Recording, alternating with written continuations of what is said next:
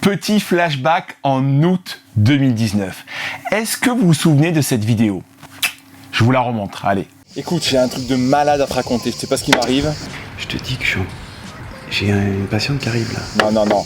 J'ai 20K mec, j'ai 20K, ça y est, 20 000 personnes qui me suivent, 20 000 personnes qui m'aiment, 20 000 personnes qui m'adulent. Comment ça 20K? Tu parles d'Instagram là? Non mais tu comprends vraiment rien, tu comprends vraiment rien. T'imagines 20K ce que c'est? Je pourrais remplir le stade de Lorient en entier. Lorient, tu imagines ça? Mais réalise! Le stade de Lorient? Mais tu sais même pas où c'est Lorient. Qu'est-ce qu'on s'était marré, qu'est-ce qu'on avait passé un bon moment avec Vincent de la chaîne Santé pour réaliser cette parodie, cette vidéo pour les 20K sur Instagram. Aujourd'hui, pas de parodie, pas de vidéo, je voulais juste vous dire 20 000 merci. Vraiment 20 000 merci de suivre cette aventure avec moi, d'être présent maintenant sur cette chaîne YouTube de celle de Monsieur Clavicule. Merci beaucoup. Et aujourd'hui, j'avais envie de vous expliquer un petit peu qu'est-ce qui m'a poussé à créer cette chaîne YouTube, qu'est-ce qui m'a stimulé au fur et à mesure des mois, et tout ça saupoudré d'une belle petite anecdote. Et pour comprendre ce qui m'a poussé à créer cette chaîne YouTube, il faut comprendre un peu le fonctionnement de ces réseaux sociaux et de ces deux plateformes que sont Instagram et YouTube. En fait, le fonctionnement est totalement différent. Ce qui m'a fait tilt, c'est quand j'ai commencé à regarder mes statistiques sur Instagram et que j'ai vu le taux de rétention qui était excessivement faible. Les gens sur Instagram, au bout de 15 secondes, paf, ils sont partis, ils passent à la vidéo suivante. J'approfondissais des sujets sur Instagram, des belles thématiques, et en fait, au bout de 15, 20, 30 secondes, la majorité des personnes avaient déjà switché, changé de vidéo. Et c'était assez frustrant pour un créateur de contenu qui essaie de faire du contenu de qualité. Je me suis dit, sur Instagram, l'utilisateur, on lui sert en fait du contenu, on le gave de contenu, il ne choisit très peu en fait, il est très peu actif dans sa recherche, ça défile, les posts, les vidéos, il double tape, il scrolle et il approfondit pas réellement la réflexion. Alors que sur YouTube, c'est totalement différent. YouTube est le deuxième moteur de recherche au monde après Google. D'ailleurs, il appartient à Google. Les gens ont une recherche active. Ils consomment le contenu qu'ils cherchent, le contenu qui les intéresse, le contenu qu'ils ont envie d'approfondir. Et c'est ça qui m'a réellement donné envie de créer cette chaîne YouTube.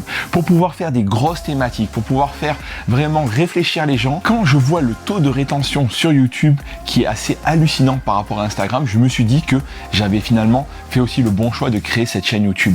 Les gens à la moitié de la vidéo sont encore là. Ils regardent. Au bout de 4 minutes, 5 minutes, il y a plus de 60-70% des gens qui sont encore en train de profiter du contenu. Et c'est ça toute la différence entre les deux plateformes. Ce n'est pas forcément la faute des utilisateurs. C'est à cause des algorithmes, c'est à cause de la conception des réseaux sociaux. De plus, YouTube correspondait plus à mon style d'image. J'adore la photo, la vidéo, j'adore ce genre d'objet. Vous savez, c'est avec ça que je peux créer pour moi du contenu qualitatif.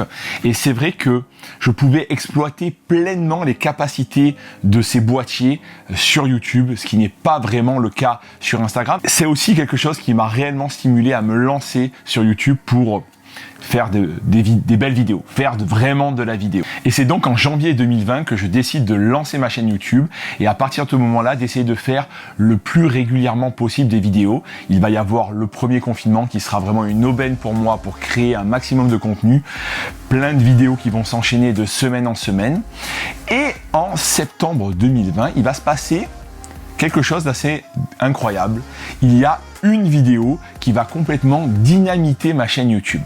Tout va partir de cette vidéo et c'est ça un petit peu la magie sur YouTube. Alors je n'ai pas compris pourquoi, mais la vidéo 5 étirements pour soulager la sciatique et la sciatalgie, elle va 6 mois après, je l'ai postée en avril et en septembre, elle va se mettre à exploser parce qu'elle va être aspirée par YouTube et l'algorithme de YouTube et elle va être proposée en suggestion de vidéos.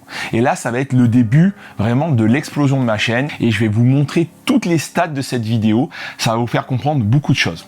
Totalement transparent, vous allez même voir l'argent. Allez, j'attrape l'ordinateur. Donc regardez bien ces stats en même temps que moi.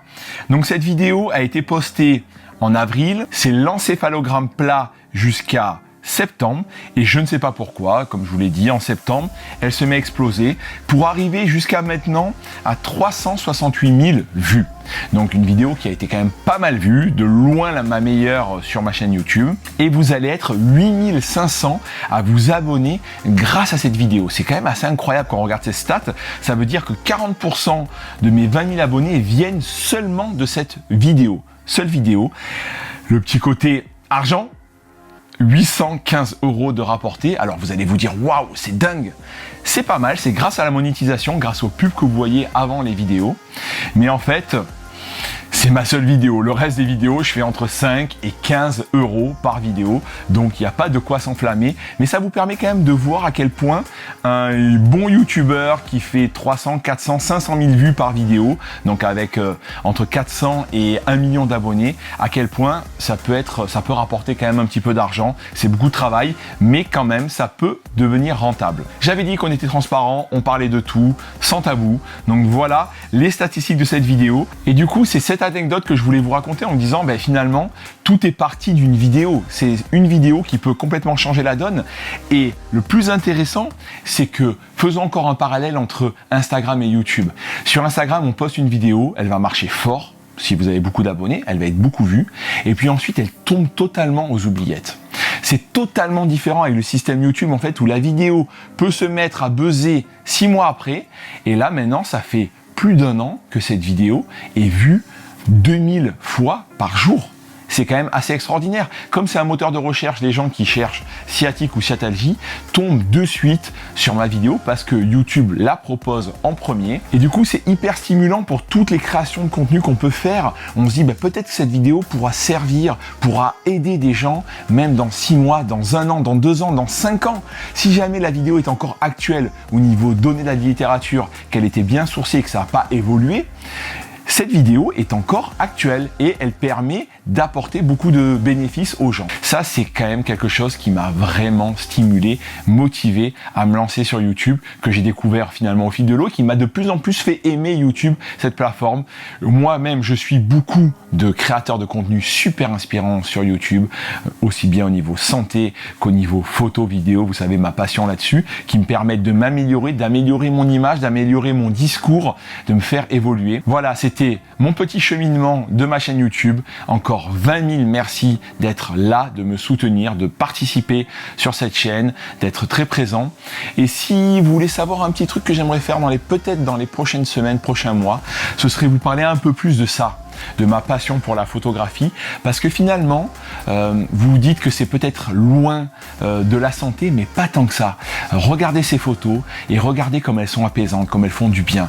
Vous savez, il y a quelque chose qu'on appelle l'art-thérapie, c'est soigner grâce à l'art. Je vous inciterai toujours à pratiquer et à avoir une passion artistique, même si jamais c'est compliqué, même si vous débutez, faire de la photo, de la vidéo, de la chanson, de la danse, de la peinture, peu importe, de la musique, jouer du piano, tous les types d'art peuvent vraiment vous apporter au niveau de votre santé.